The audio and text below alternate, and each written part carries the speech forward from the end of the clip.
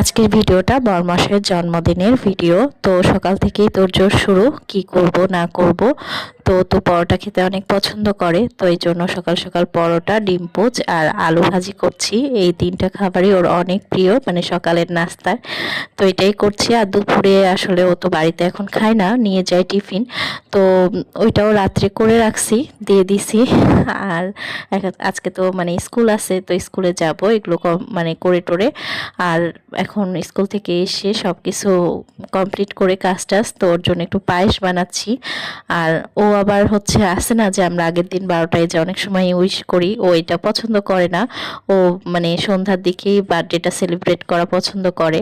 আর আমাদের তো জন্মদিন মানেই পায়েস, শুভ কাজে। তো পায়েস করে নিয়েছি, গুড়ের পায়েস।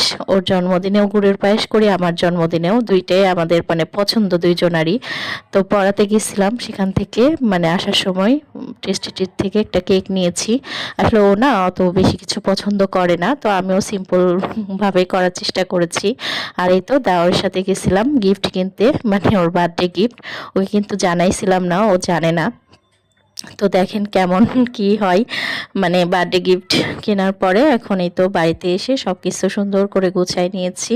একটু মিষ্টিও নিয়েছিলাম, মানে ওর এই জিনিসগুলোই বেশি পছন্দ, মানে যেগুলো আমাদের আসলে বাঙালি আনা বলে সেই টাইপের, মানে আমাদের কালচারের যে জিনিসগুলো ও একটু বেশি পছন্দ করে। তো আগে পায়েস দিয়ে শুরু করলাম, তারপরে কেক কাটবো। তো এই তো এখন কেক টেক কেটে তারপরে বাহিরে খাইতে যাব। তো ওর জন্মদিনটা আমার কাছে সবসময় স্পেশাল। আমি মানে এই যে 1 বছর পর, মানে এখন যে জন্মদিন করলাম, আবার পরের বছর কি গিফট দিব, কিভাবে কি করব, এটা চিন্তা করতে থাকি। আসলে আমার মনে হয় সব মেয়েরাই এরকম চিন্তা করে যে প্রিয়জনের জন্য কতটুকু কি করা যায়, তাকে কিভাবে হ্যাপি রাখা যায়। তো এই তো গিফটটা খুলে সারপ্রাইজ, একটু রাগই হয়েছে, আসলে করার কিছু নাই। রাগ হলো, আমার মন চাইছে গিফট দিতে, তো দিয়েছি।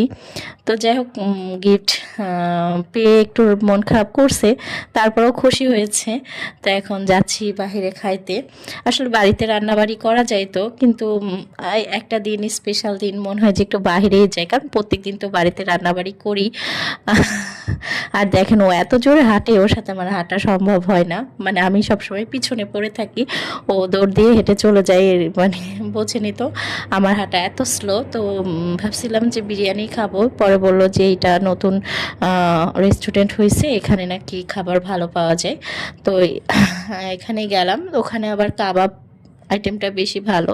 তো এর আগে 2 দিন কাবাব খাওয়া হয়েছে রুটি দিয়ে, তো এই জন্য আর ওইটা অর্ডার করলাম।